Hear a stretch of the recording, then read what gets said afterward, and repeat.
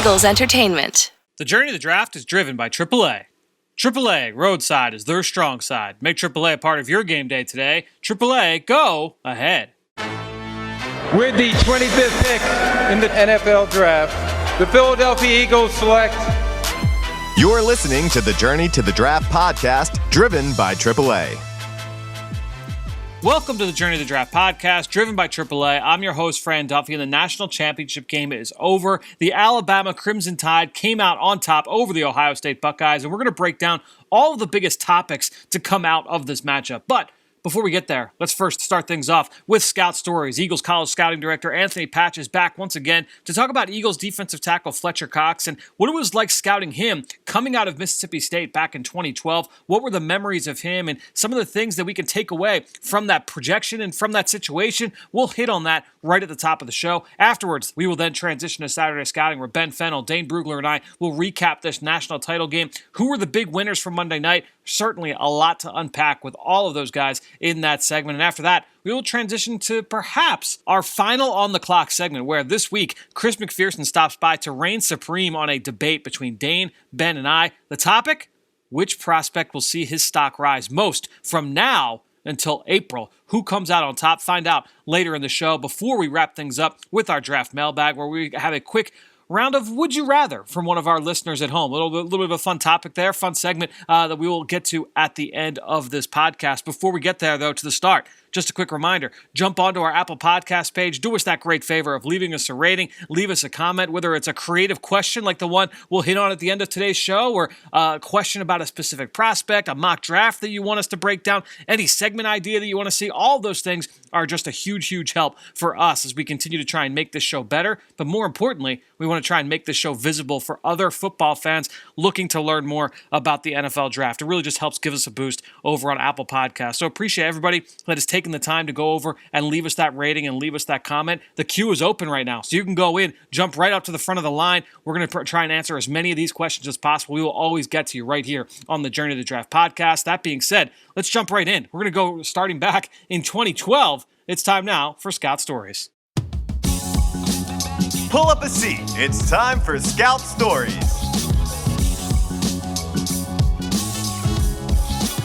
Well, joining us this week here on Scout Stories to talk about the Eagles defensive tackle Fletcher Cox is Senior Director of College Scouting, Anthony Patch. And Patch, welcome back to the show, man. Excited to get your thoughts on Fletcher Cox when he was coming out of Mississippi State back in 2012. What were some of your memories of the pre-draft process when it came to number 91? Yeah, Fletcher, small-town Mississippi kid. He was there, signed with Sylvester Groom as a first coach, and Dan Mullen came in, highly thought of there. Unbelievable strength, size, and explosion, and really guy that they lined everywhere in that front. And so he was young coming out, but spoken highly of there. Just an old country guy, and likes to hunt, fish, as and just nothing bad said about the kid. And just he had a great junior year, and that's the year he came out, and you could see that on the tape. And I remember going back to the process. Now Jim Washburn was our D-line coach, and we were going back and forth between him and the Brugler kid from LSU, who's had a good career for the Rams and still with his same team with the Rams now. And, Fletcher's been above and beyond expectations taking him. And, I remember sweating out that draft and, the kind of the surprise. And I remember being there and actually a team, I won't mention who, but wanted to trade up for us. And it was they were offering a lot of ammo to come up, and it turns out that's who they wanted was Fletcher. And the one we sweated out, we didn't see coming was the Poe kid going before us. Yep.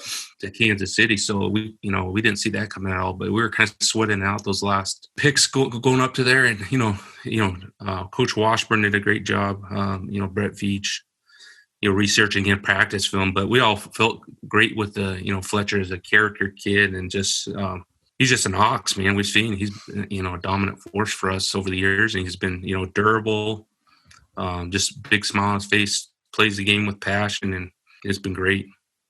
So you brought up two names. That was going to be my follow-up. I remember that year, obviously, being here in the building, and it was like one of my first off season. Yeah, it was my first off season here in the NovaCare complex. I remember the big conversation in the media at that point was, Fletcher Cox versus Michael Brugler versus Dontari Poe. There was a big year for the corners. I think that was Mo Claiborne and Gilmore and Kirkpatrick. But the other guy everyone was talking about was Kuechly. But when you're looking at those 3 D tackles, and not necessarily in that case, but when you're kind of having those discussions, just take us into how fun is that to be in a scouting room, in those rooms, in those meetings when it's like, all right, we're going to have to kind of stack the board here and have these conversations and pick out how we're going to stack, player A versus player B versus player C. What are those meetings like, being inside there?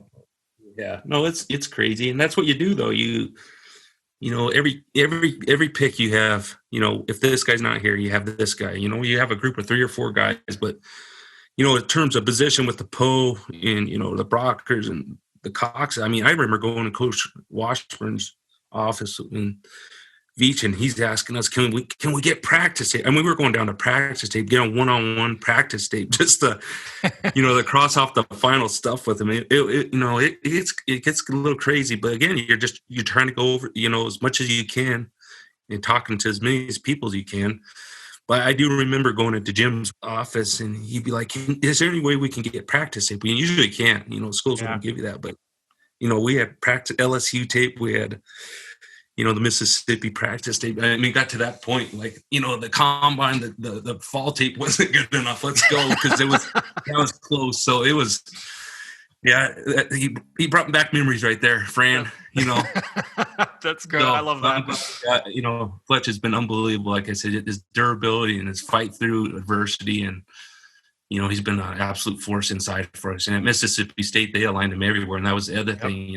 Could this guy be just a D tackle on the forefront? But they aligned him at end and all that, and he sack numbers, TFL numbers were great, and so he's even been better, than we thought. So. I remember them lining him up off the end, and you just see this guy's 300 some pounds, flying off the edge. Just a crazy, crazy talent. Patch, thanks so much for joining us here on the Journey to the Draft podcast. Stay safe, stay healthy. We'll talk to you again soon, man. All right, Fran, thank you. Hope you guys enjoyed that segment with Anthony Patch. And a couple big takeaways. As I said there, that was my first off season. I had just finished the 2011 season. That was my first season working for the Eagles. So my first full off season was that 2012 spring. And as I mentioned, there was a lot of talk about who the Eagles were going to take. Luke Kuechly was there. You had the 3D tackles. And I remember sitting up one night, going into one of the position rooms at the NovaCare complex and watching film of those 3D tackles all night long, just back to back to back, and trying to come up with the big takeaways. And for me, Fletcher Cox was just so impressive with his blend of movement and power, and his ability to just get home and be productive from a multitude of techniques. He was just so intriguing. And obviously, Michael Brugler turned into a very good player. Poe had some good years in the league as well. But I thought the big takeaway there from Patch was just some of the insight he gave you into what goes into trying to stack the board. And you're always trying to have those conversations with guys that are very, very close at the same position. How do they compare? You're trying to find as many delineating factors as possible. So, hey, we saw this guy at the Senior Bowl. We saw this guy up close here or up close there. We got to see him, at the Combine. He came in. How did the guys do, side by side when they went to the Combine? Not just on the field, but when we met with them at night. How did the guys do on their visits? You heard, Patch mention the college film, the practice film, the one-on-ones. You're trying to find as many of those factors to try and create some separation as possible. So when you hear scouts say, when you hear general managers and coaches say, everything is just a piece of the puzzle, just a piece of the pie, that's what they mean when it comes to trying to stack the board and create some separation from these guys. It's all about trying to eliminate and separate. And so all of those things certainly came into play there when it came to trying to separate Fletcher Cox from the pack. And I thought the other big thing there from Patch was just the act of preparing for all situations, because you're going to go into a draft and you have to kind of expect the unexpected. Sometimes the guy that you like, somebody trades up for him, or somebody takes them that you weren't necessarily expecting, or the adverse happens. Maybe somebody falls to you that you weren't expecting to fall. Maybe somebody falls into your lap that you didn't think there was any shot that they were going to be there. So that's why everybody's always going to do their due diligence in terms of all of the players that are on the board, try and get as much information as possible. You're not going to get a full litany of information on every single player on the board. There's just, obviously you got the human element there. There's not enough time to be able to do that. That being said, you're going to try and put as much time into all of those decisions over the next few months. That's what these next few months are all about. Then when you get to draft weekend, then you're just kind of relying back on those decisions that you made, off those conversations that you had in draft meetings over the winter, over the course of the spring, multiple times, all throughout the next few months. So really good insight there from Anthony Patch. Hope you guys enjoyed that segment. That being said, let's jump now into this weekend's action. We got to recap this national title game. We're going to start with Saturday Scouting. It's time for Saturday Scouting.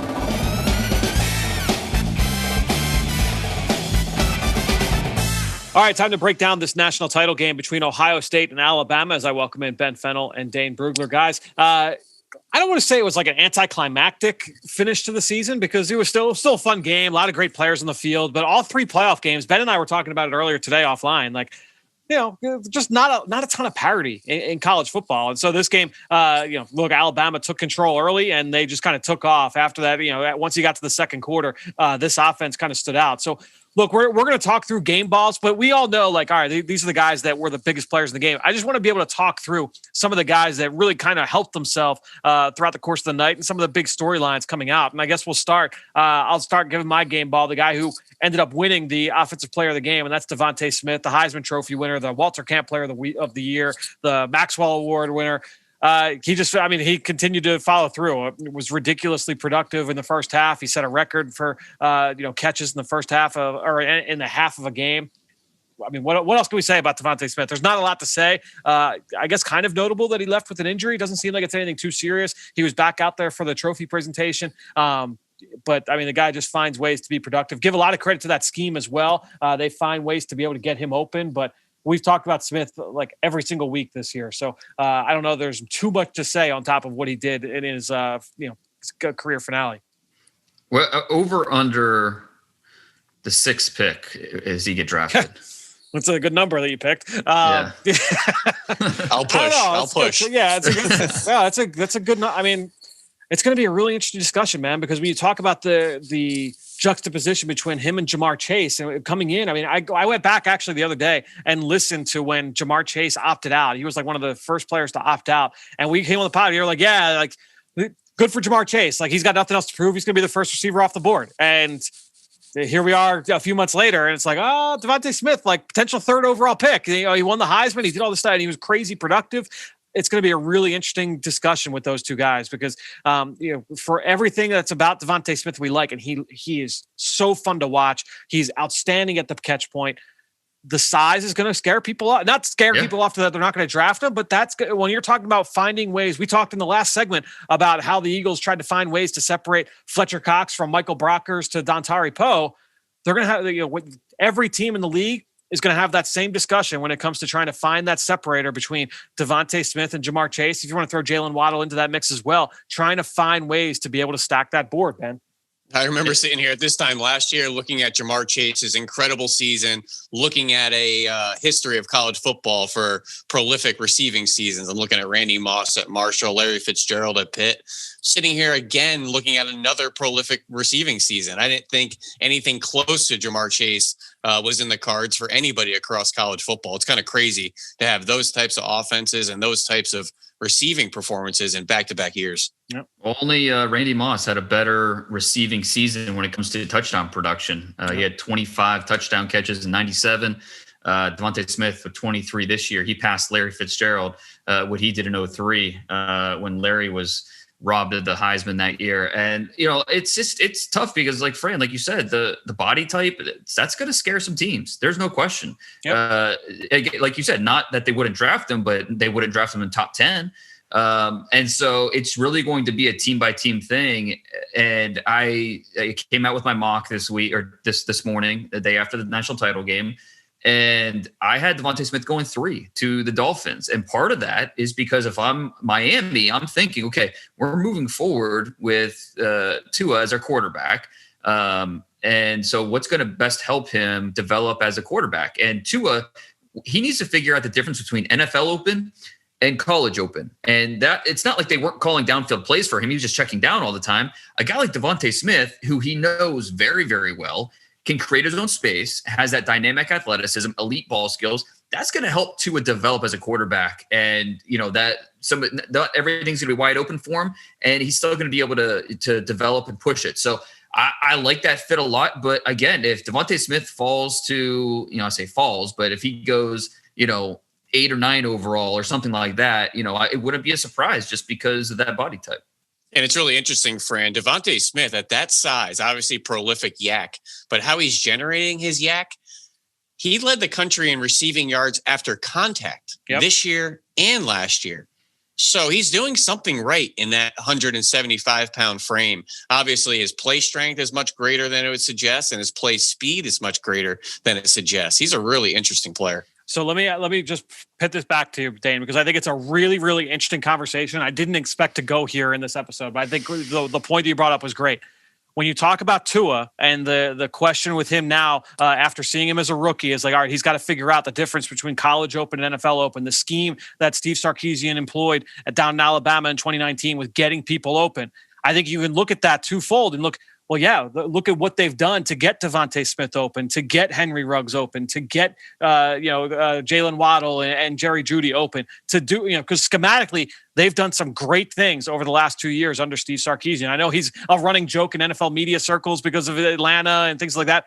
Throw that out. What he did at Alabama the last 2 years and what he's going to bring with him to Texas is one of the best systems in college football. And so I think it's going to be a really interesting discussion when you're looking at Devontae, because he's a good route runner and he's a great player. He's a fun player to watch. He's got some of the best hands that I've ever studied of any receiver coming out, and that's a combination of hands and ball skills. But that it's going to be a really fun discussion when you talk about just how the scheme played into that.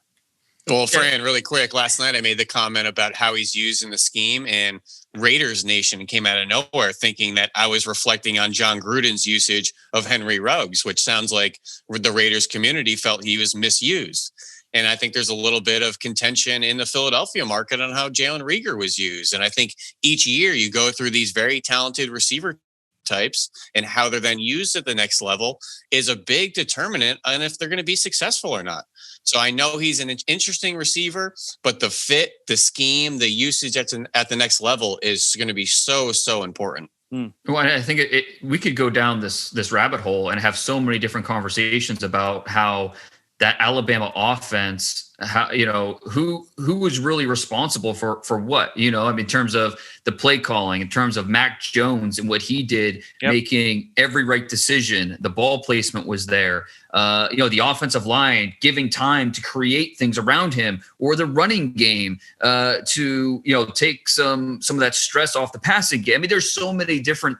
This Alabama offense as a whole, just so impressive. And because of that, I mean, I really think you could point to so many different factors to maybe take away from each one of these prospects. And it's you don't want to necessarily downgrade a player because of supporting cast. It makes it a little more challenging to figure out. There's a lot of nuance. There's so many layers to the conversation when it comes to an offense and a team and a scheme like that. And with that being said, let's transition now to another player that had a great night on Monday night. Dane, I know you want to talk about Najee Harris. Yeah, my game ball goes to Najee, who 79 yards rushing, 79 yards receiving, 3 total touchdowns. And really, this is a game ball that's an exclamation point on a career. His 3 touchdowns on Monday night gave him the SEC record for touchdowns in a season. And then he tied Tim Tebow for the SEC record for touchdowns in a career. Wow. And I say it caps off a career because the way he consistently improved the last 2 seasons has been awesome. I mean, the summer before his junior year, so after his sophomore year, I sat down, studied his tape thinking, he's a former 5-star guy. He's probably going to be one of the top juniors in this class. I came away pretty disappointed. I mean, he was always big. You saw the light feet, but he wasn't necessarily the sum of his parts. And he wasn't always efficient with the way he used all of his unique traits. But then after his junior year, you saw, okay, he's an improved player, a prospect who maybe he was a 3rd-round pick. If he comes out last year, he goes back for his senior year, and now he's got a legitimate chance to be the first back drafted, possibly in the first round because of these improvements that he's made the last 2 years. You see it with his patience. You see it with his tempo. He's a very good understanding of how to get every yard possible. It's not just him lowering his shoulder and just, trying to out physical guys. There's a lot more, just a lot more finesse to what he's doing. And that's saying something for a guy that's that big and strong. So, and then I think you factor in the pass catching skills, which are well above average for a normal college prospect. And he's going to force several teams in the first round to think long and hard about drafting him. And that is not something I ever expected to say over the summer. And pass pro as well. He talked about solid to above average in receiving pass protection there as well. Ben, any kind of closing thoughts there on Najee? No, not particularly, but I guess it's a good transition to give out my standout player to the entire offensive line of Alabama. Alex Leatherwood, Deontay Brown, the right side, Emil Ekafor. Evan Neal is a mammoth human being at 6'7", 360. He's a true sophomore. We'll be talking about him next year. But how about Chris Owens at center, filling in for Landon Dickerson? He's a center and a reserve tackle. Considering his career, he never gets to play. He was a 4-star at Alabama, barely played his first 2 years. I love stories like that of guys just doing the work behind the scenes, waiting for their number to be called. Really impressive. So cool to see Landon Dickerson out there doing the coin toss with the captains at the beginning and then late and taking the victory formation with his big knee brace on. Really cool to see him out there. And how about just keeping Mac Jones upright, barely touched, in the playoffs and down the stretch of the season, and running the ball opens up the RPO game. You have to make Alabama one-dimensional. And that starts with the offensive line, setting the tone in the run game. And then everything opens up. So a little convoluted, a lot of names to highlight there, but more than deserving. And certainly that Joe Moore Award is going to look great next to that national championship trophy. How awesome was that moment with Landon Dickerson at the end? Like that was like maybe one of my favorite moments of college football this season for sure. It was cool. And it looked like there was a little bit of like campaigning to Saban there on the sideline. And then just that little enthusiasm when he gave him the go ahead, and Saban said in the post game, he wanted to do it. And like, all right, we let him. It was just a really kind of cool moment. And Landon Dickerson, to see him pregame, that guy is enormous. He is not one of your squatty, short Jason Kelsey centers. No. This guy is 6'5", 340 at one point in his career. And he is every bit of it. He's a really fun player. And you could just like see him how that like probably scripted out too, because he was probably like fighting like, coach, I want to wear pads, just for warm ups. Like I just want to go out and warm up with my team. And then like he gets to that point and he was thinking, he's playing chess, thinking the next move ahead. We're going to be blowing them out. I want to be out there to kneel down. And he convinced him on the sideline. That was just awesome. How much do you have to love football to, not only just be there for your teammates, to be in full dress, and then to be, full pads the entire game, and then to campaign to get in there when you just had surgery on your ACL a few weeks ago. Like you have to really love football for that. And that goes, was anybody really, it was a surprise in that I just, I didn't expect it. But it wasn't a surprise when you think about Landon Dickerson and everything we've heard about him and his football character and the way he's respected in that locker room. It's why in my first mock draft, I included him in the first round as and I think he's going to, can be a starting level guard in this league. But, I don't, now with the injury, it's hard to figure out what to do with him, because he's now had a torn ACL on both knees. He couldn't stay healthy at Florida State. Where do you draft a player like this that is a first round talent and a first round teammate, but you just worry about the durability? Yeah, I think he is certainly a really interesting case study. And by the way, when we're talking about just how inspiring that was to be able to see, I think it's interesting to kind of bring that into my one play takeaway. Another guy who played injured, and a lot of people are talking about that coming out of this game, is Jalen Waddle. And just that first catch he made, that third down conversion over the middle of the field, he comes up limping. He has another catch a little bit later, comes up limping. And there's been a lot of response, a lot of reaction to like, oh, what is this guy thinking? Someone's got to take care of him. Someone's got to, tell him what's right for him. I think it just speaks to the fact that this guy really wanted to be out there. And you talked about the love of the game that Landon Dickerson showed. Dane, I think you could say a lot of the same things about Jalen Waddle. This is a guy that easily could have just hung it up, after the injury a couple months ago and said like, yeah, you know what? Like I'm going to get ready for the combine. I'm going to go run 4.2, run 4.3 down there and, get drafted in the top 15. He fought to get back. Missed, what did he miss? 7-8 games, fought to get back for the chance to be able to play in the national title game. I think that speaks a lot to Jalen Waddle and who he is and his love for the game. He's one of the most popular players on that roster. And Nick Saban does not, he went over the top talking about, he compared him to Allen Iverson, to Kobe Bryant, to Michael Jordan, talking about a guy. He's one of those guys. That's what Nick Saban said about Jalen Waddle. So that tells you what type of competitor he is, the toughness that he's showing. So yeah, there were certain points where it was like, he's obviously not healthy. He's obviously trying to play through the pain and the discomfort. And you just kind of want to, just get off the field, just don't hurt it anymore. And, it was some of it was a little cringeworthy, but at the same time, you just respect the heck out of a guy that is clearly not 100%, but he just wanted to be out there and contribute. Ben, I know you love that. I know you're a sucker for like storylines like that, guys that kind of have that mentality. Yeah, absolutely. It's just great to see and put a human element to this stuff. Like I see Landon Dickerson out there, my brain immediately goes to, man, it's tough to travel on a plane with a torn ACL and that big old brace and the cast, and just putting the human element to stuff. We're so focused on what happens, during the whistles and under the lights. These are kids going through life and just dealing with all that adversity and stuff. I love the human side of it. All right, well, let's get to the rest of our one-play takeaways here. Ben, I'll let you go with the next one. What was your one-play takeaway from the game? I'm going to go with the longest play by either offense of the night. That was a 44-yard reception by Devontae Smith. It was a press man fade against Sean Wade in cover one. The single high safety, Josh Proctor, froze a little bit with his eyes in the backfield with the run action. The minus split inside the numbers gave him room to the sideline. But this is more about Sean Wade's ability to not only run, transition, find the ball down the field. He looked like he had a piano on his back on more than a few plays, whether it was running horizontally with Bolden late in the game or a play like this down the field. I feel better and better about my Rock Ya-Sin comp to Sean Wade. I think he's going to be a safety at the next level. And just to do a compliment sandwich, I thought Sean Wade did a great job in run support. He made some good plays in the backfield, had some good licks on Najee Harris. Yep. And I think that's what he's going to do. I want to play him in the nickel position in the NFL, being a big nickel, more of that safety profile.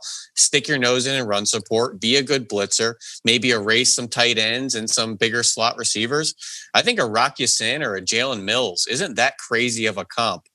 Even though we think Ohio State corner, why is he not a Kuda or Denzel Ward or one of these guys or Marshawn Lattimore?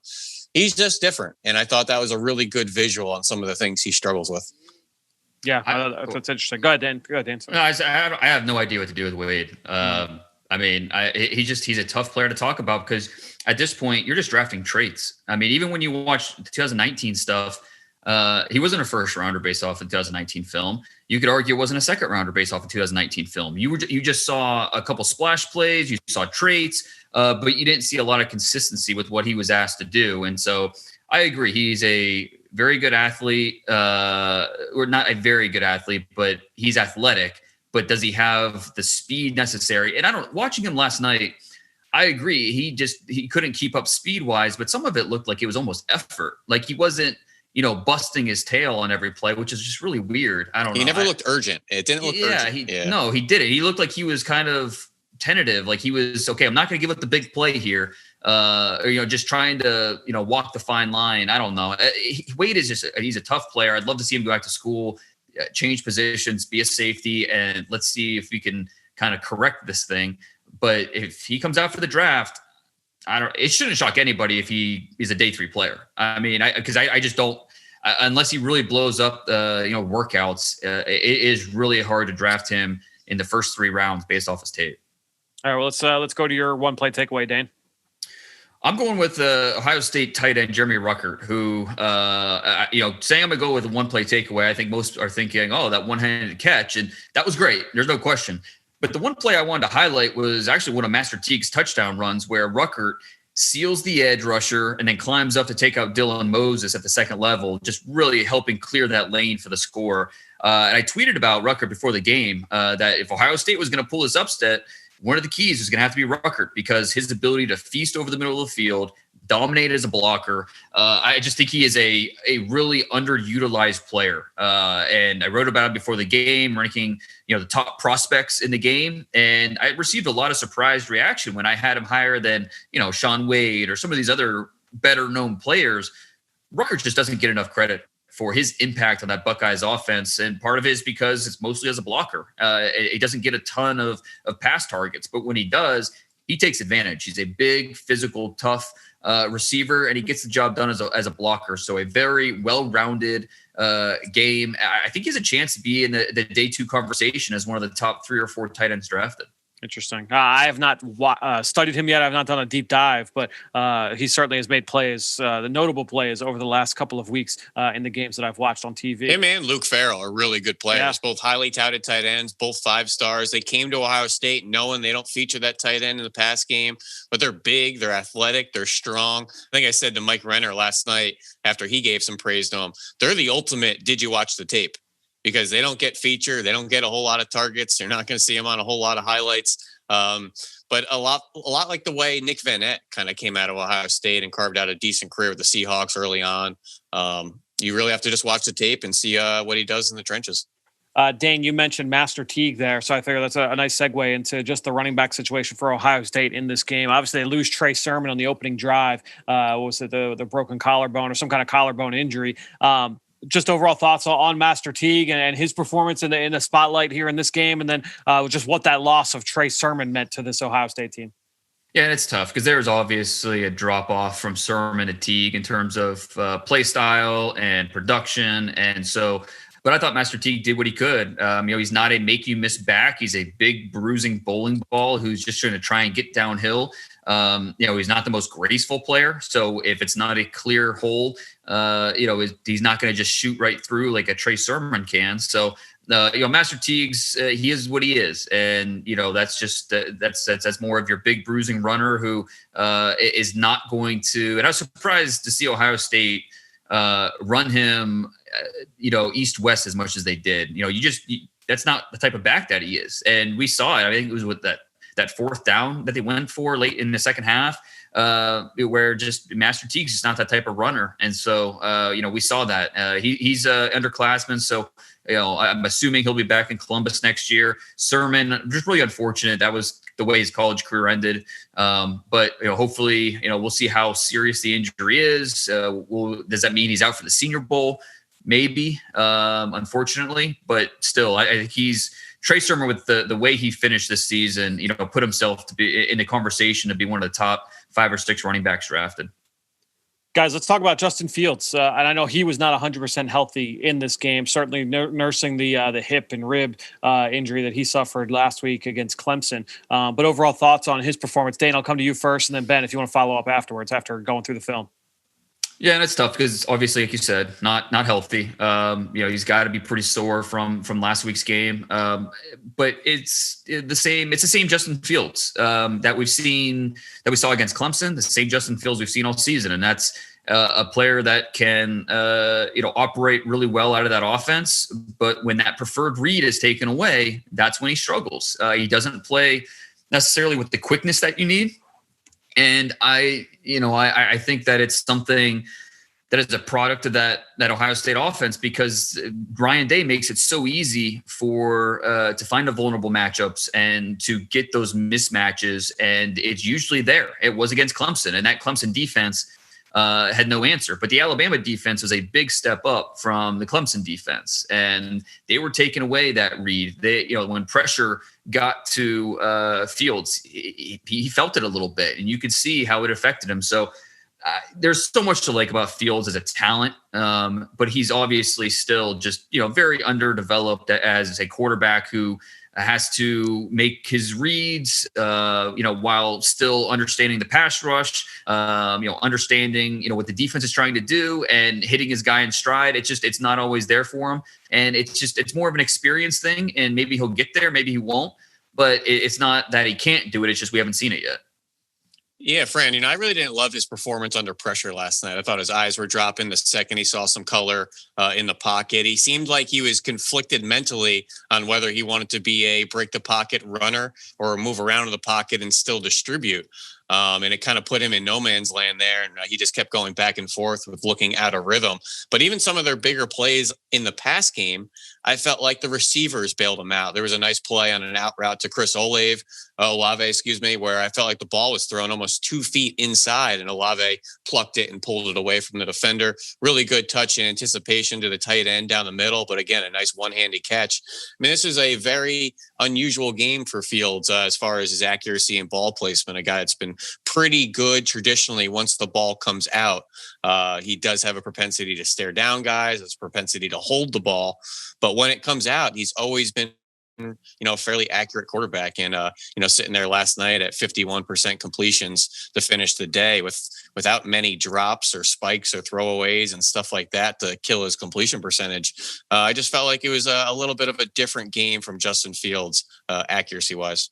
Yep, and I will give him credit for gutting through this injury, because it was obviously a tough hit that he took last week against Clemson, but not his best performance for sure. You mentioned that one big catch by Chris Olave. He was a guy that I highlighted last week in our On the Clock segment. Ben, you won the segment, though, by talking about Alabama's Christian Barmore, and he showed up multiple times in this game. We saw his ability to kind of get after the quarterback. He was really disruptive. Your guy came through for you in a big way. I thought it was a good opportunity for him to kind of go out on a big stage here in the national title game. Yeah, absolutely. And it was great to throw it back to his Philadelphia roots in the post game, saying that they had the Mamba mentality, being the Newman Goretti grad here in Philadelphia. He did a lot of that work when Wyatt Davis went out with that knee injury, but that's okay. Beat the guys you're supposed to beat late in the game when the other team's trying to claw from behind and pass. And you saw Barmore fly into backfields just like we've seen before. Whether it was Marcel Darius or Nick Fairley or Daron Payne. Barmore was kind of the darling on defense. And it's those type of games on the national stage that really can accelerate your draft stock. Dane, he really started to heat up the second half of the year. We talked about it last week. He was DT1 since the summer. But before it was based on potential. Now it's based more off of what he's doing on the field. And really, he always had the traits. And now he's starting to show up, and it's going to lead to production. So, I think he leads the team in sacks. That interior disruption is no joke. And some of it, he beat Josh Myers, who's a projected second-round pick. So, he's a really, really talented player who now he has a decision to make. As a redshirt sophomore, wouldn't be surprised at all if he takes advantage of this opportunity where I really don't. I think I don't want to say it's a shoo-in. He's defensive tackle one for every team, but I think he'd be the clear favorite to be the first defensive tackle drafted somewhere probably in the top 25 picks. That's not something I can say confidently about any other defensive tackle in this class. So he's going to have a very interesting decision to make now that the season's over. Yeah, and Fran, I think it's worth reminding fans, Ohio State didn't have Tommy Togiai in the trenches, who I feel like was one of the best defensive players for them the entire season, particularly down the stretch, particularly in that last playoff game against Clemson. Not having him up front to stop the run, maybe make Alabama one-dimensional. Once you saw him on the COVID list that he wasn't going to be playing, there's just a pit in my stomach that said this Ohio State team is going to be drowning. And your premonitions on that certainly turned out to be true. Alabama racing off to a big victory. We could talk about the just overall big picture about college football and parity and things of that nature. But we'll talk about Christian Barmore and how he won Ben's On the Clock last week. Let's get to this week's here On the Clock. Let's welcome in Chris McPherson. On the Clock. All right, well, time to welcome in our friend Chris McPherson, C-Mac. I don't want to say what the score is because I don't even want to slightly affect your judgment when it comes to picking a winner. I will just say that it is very tight. It is very close. And the thought is that this will be the last one, but we'll see ultimately how this one goes. And this week's topic, we're going to cover who we feel from now that the last meaningful college football game of the season is done, the 2020 season in the books. We'll have an FCS season as we get into March, but the 2020 season now in the books. From now until the draft, who is the guy that can most help himself or will most help himself? I should phrase that better. Who will help themselves most in the next few months as we get up to draft day? So I've got first pick. Dane's got second pick. Ben's got the caboose this week. As I said, I'm not going to give away the score. It's very, very close. I will start things off here. And C-Mac, when you talk about players that typically help themselves most during this process, during the pre-draft process from after the season ends. You're usually talking about the guys that are combine superstars, guys that rip up the track, have great workouts, and namely the guys that we weren't necessarily expecting to have great workouts. I think we all expect that Jalen Waddle from Alabama is going to have a great workout. We all expect that some of these guys that we know are great athletes are going to go to the combine, going to go to the pro day, whatever they look like this year, and they're going to really impress in that venue. That being said, there are some guys that maybe are a little bit under the radar that aren't in the national spotlight, but are going to do exactly that. And I think the guy that I want to point you to is Louisville wide receiver Chartarius Tutu Atwell, 5'9", 190 pounds. Now, this guy's obviously on the undersized side, but this is a 4'2", legit 4'2" athlete who comes from a powerhouse high school down there in the Miami area, Northwestern High School. I think when you look at Tutu Atwell on film, this guy is lightning in a bottle. He is going to rip up the track whenever he works out here during the pre-draft process. He's been listed on the freak list over the last year and change. Talk about like what he can do in the squat and what he can do in the bench press and all that. But Bruce Feldman had him at 4.26. You had him at 3.9 in the short shuttle, which is just a ridiculous number. And again, at 190 pounds, that's not a super small. And there are some other guys that are significantly lighter than that. 5'9", 190 pounds. He is lightning in a bottle for a guy that's that explosive. We know he's going to get a lot of love, and you're not hearing his name much in mock draft circles right now. But if he goes to the combine and runs 4.26, and people are like, oh, wait a minute, he was first team all conference back in 2019. He was second team all conference this past year when Louisville had a little bit of a down year. Why aren't we talking about Tutu Atwell more? I'm going to say that he's the guy that's going to help propel his stock highest over the next few months. Did you say 190 pounds, Fran? Did he weigh in with ski boots on? I have him listed at 165 and another verified at 158. Hold on. I've got it from somewhere. I didn't make it up. Give me a second. What do you got, Dane? Dane? Closer to 160 or 190? I'd be pretty surprised if he comes in at 190. 190. That's weighing in with ski boots. Hold on. I'll find where I've got that listed. He went to the buffet. My man went to the buffet right before the weigh-in. We know how this goes. He's going to chug like 3 gallons of water before he steps on the scale, and then he's going to go to the bathroom and then run a 4.2. That's how this works. He doesn't really have the body type to hold 190. So I mean, he's not a big guy, but 190. If he comes in at that'd be pretty impressive. He's in the same mold as J.J. Nelson, Deshaun Jackson, Taylor Gabriel, K.J. Hamler, who came out last year. So Bruce Feldman and the Athletic had him at 5'9", 190, and that he could and he's getting that from obviously the Louisville coaching staff, and namely that he could squat triple his body weight. So not only did they inflate the body weight, so they said, he could squat triple that and run 4.26. But hey, if he's 180, that's another 10 pounds. What are we talking about here?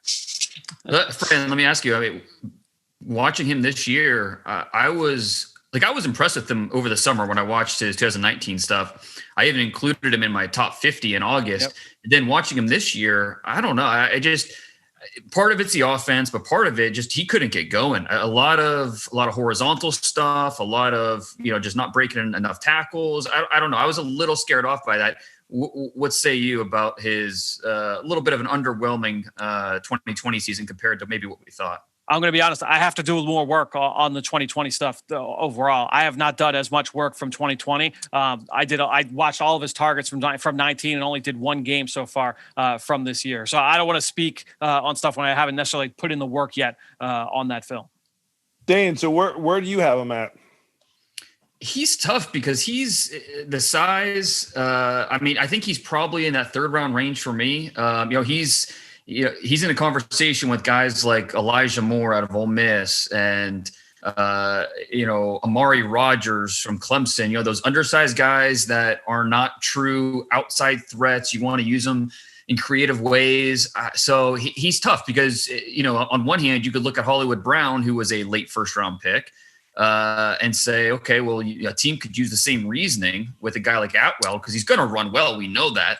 Trying to figure out exactly where he's going to go is a really kind of perplexing thing, something to think about right now. Ben, how would you use him in the NFL? I would hope to get a Deshaun Jackson type of use out of him. I think he's more of an over-the-top guy than a yards after catch guy and a quick game type of guy. I think, the KJ Hamler ballpark on early day 2, maybe one of those picks in the 40s, a team will look to.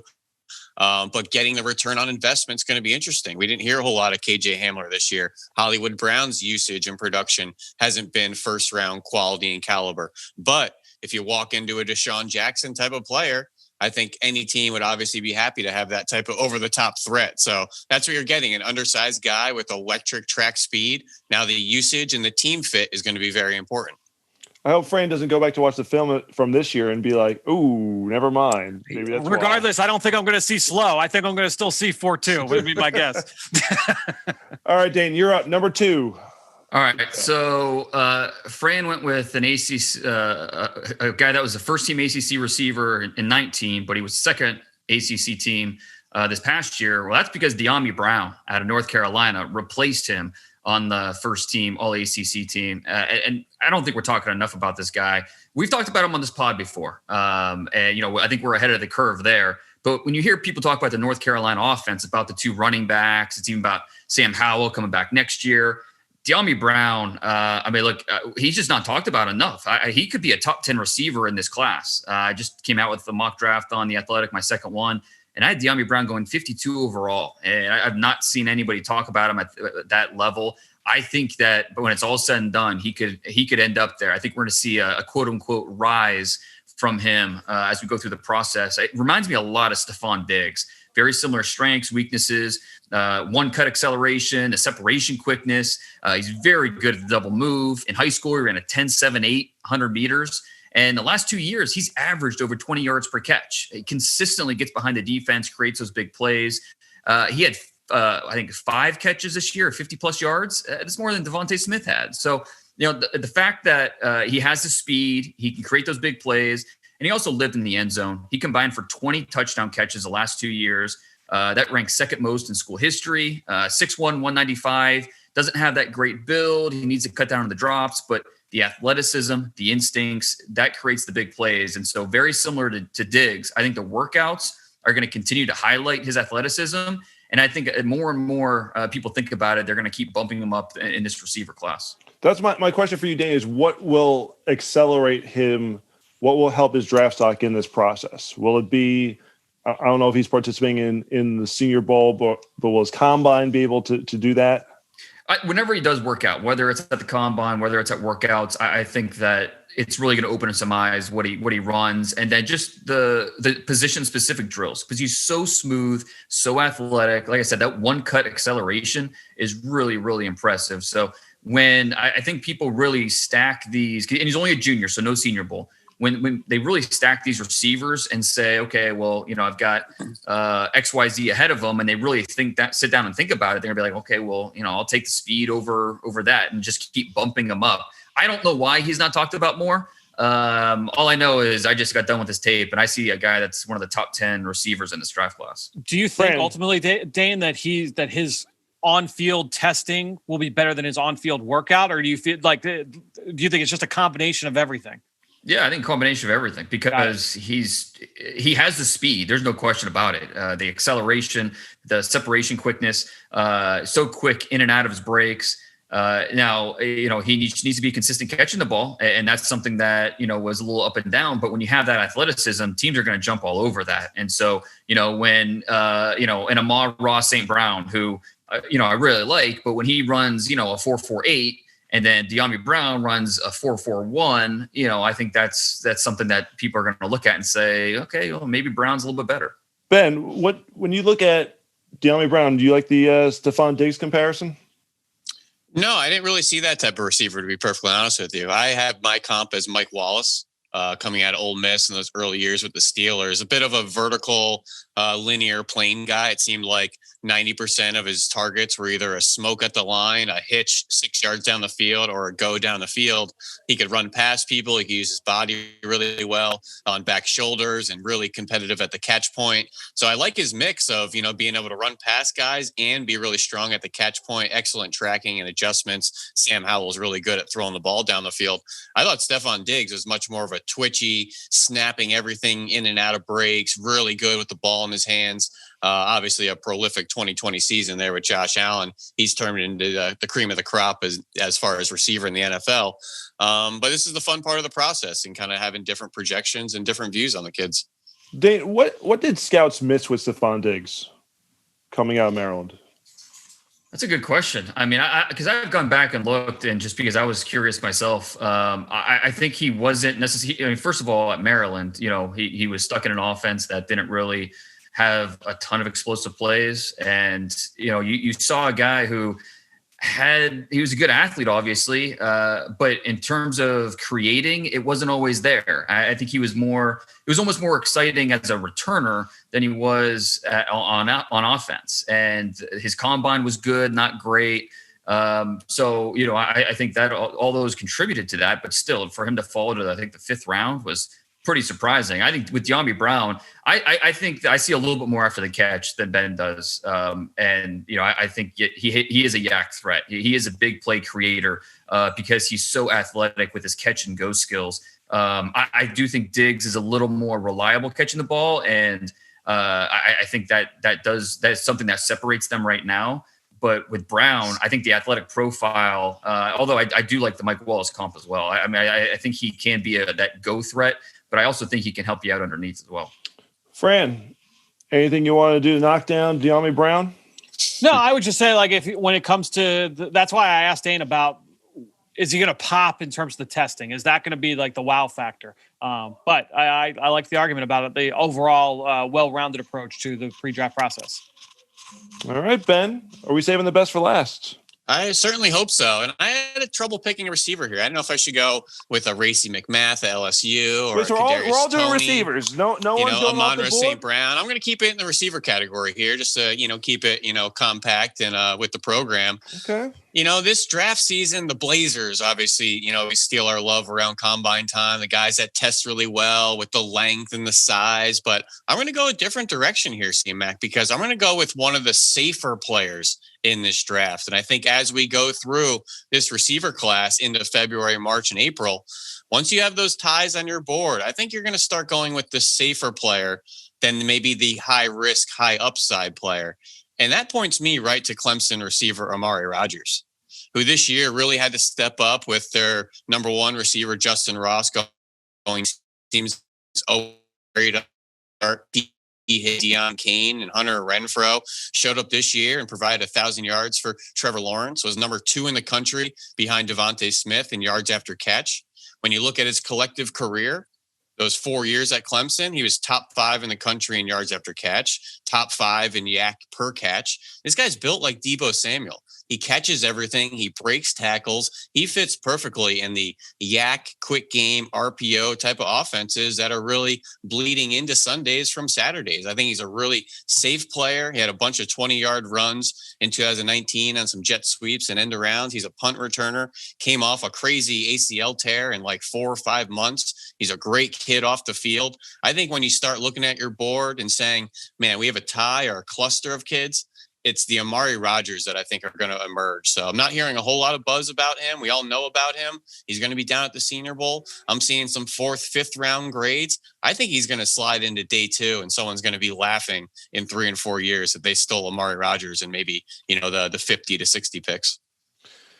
Wow. Going a little different on a different tangent there with not getting the workout superstar. So he's probably going to run 4.55. He won't wow you. He's a squatty looking guy. He doesn't have the length. He's not a blazer. Probably look like a running back in the receiver group at the combine.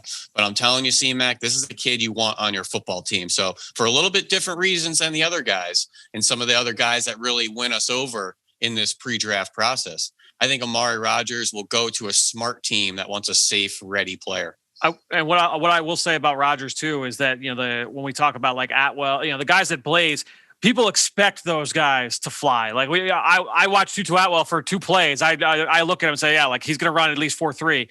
With Amari Rodgers, like he's going to impress teams when he goes into meetings. Like everything that comes out of that Clemson program is that, he is like that kind of a guy. So, we could talk about guys that rise up boards and, that's a media driven thing for the most part. But I feel like that's a guy that's going to help himself in the eyes of teams just because of the way he interviews.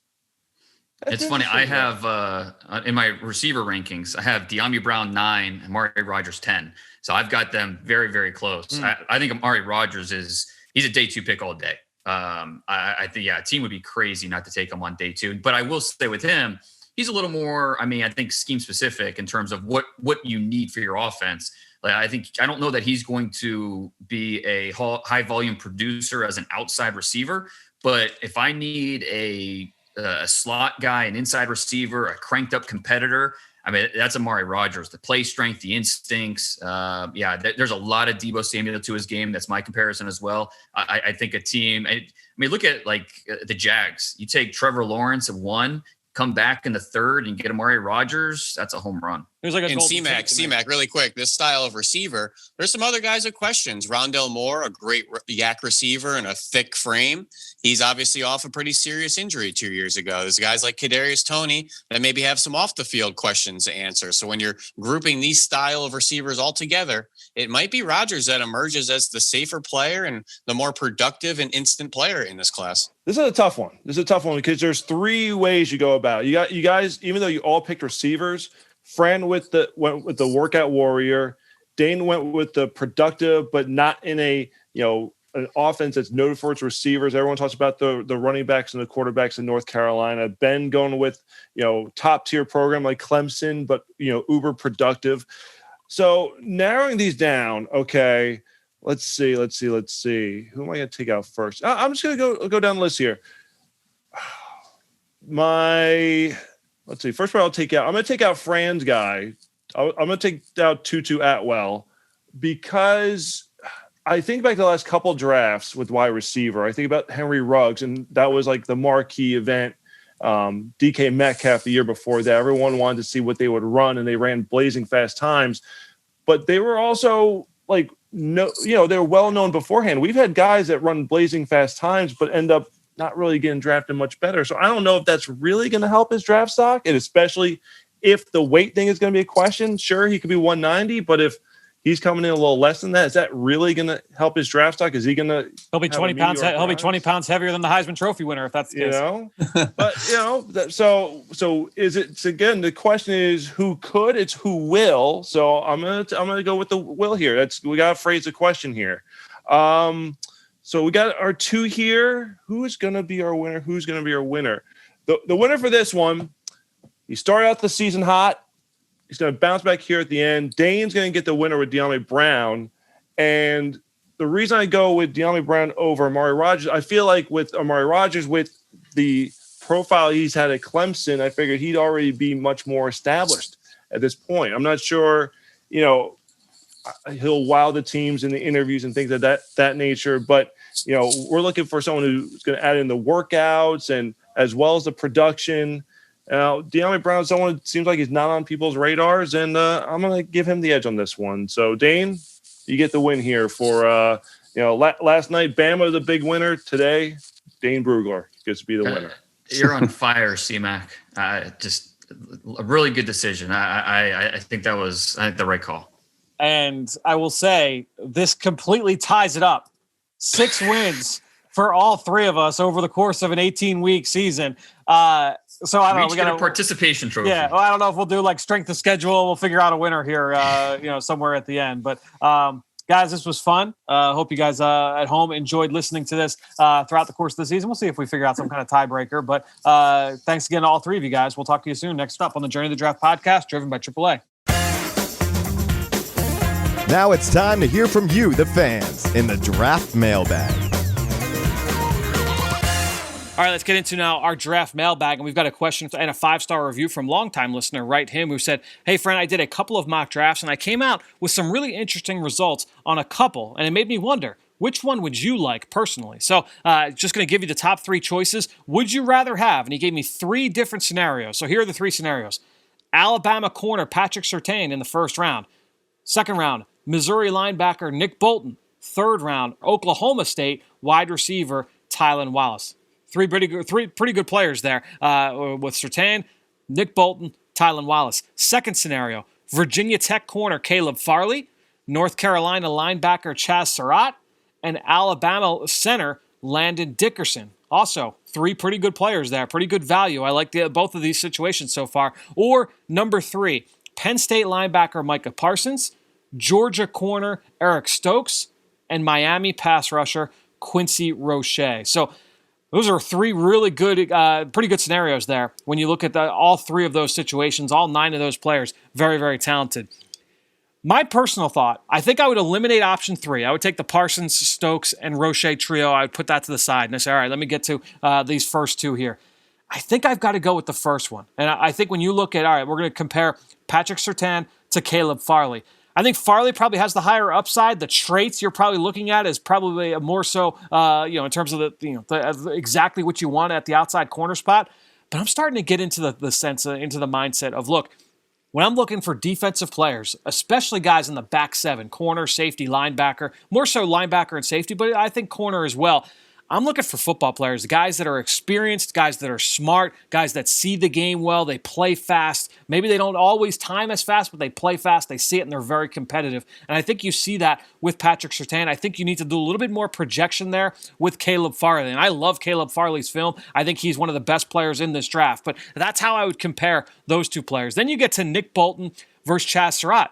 I think it's kind of the same deal. I think you're looking at Surratt and you're saying, okay, upside play, former offensive player, just like Caleb Farley. He's very new to the linebacker position, has only played there for a couple of years. I think there's a lot you could say there about Farley and Surratt, cut from the kind of the same cloth. They play different positions, but more projection needed than with Nick Bolton, who I think is one of the best linebackers in this draft as well. And Surratt is certainly there in that category. But I think I'll look at Nick Bolton and say, I feel it's more of a sure thing. And then you go to Tylan Wallace versus Landon Dickerson. Now, the thing with both of these guys is both of them have done it at a high level. Landon Dickerson, what he put on film this past season for Alabama, he was awesome. Go back to last year, he was awesome. He's been really banged up over the course of his career, and he added another injury to that resume back in December. So that's going to come into factor. But Tylan Wallace, he's also had a little bit of injury. He's coming off the ACL from 2019. He was healthy all season. I like the way that he battled at the end of the year. You saw him participate in the bowl game when he didn't necessarily need to. I like what you see from Tylan Wallace, and he has also been extremely productive. So that being said, we'll call that one a toss-up. I think I'm going to lead more towards option 1. Patrick Surtain, Nick Bolton, Tylan Wallace. Write him. Wilt, great question. Really appreciate you throwing that comment up on our Apple Podcast page. Follow Wilt's lead. All you got to do is jump on, leave a rating, leave a comment. Really gives us a little bit of a boost here as we get into the meat of draft season. As I said, we'll be back here twice a week. Excited to get things going here on the Journey to the Draft podcast. Stay tuned for our episode later this week. It's going to be a fun one right here on the Journey to the Draft podcast, driven by AAA.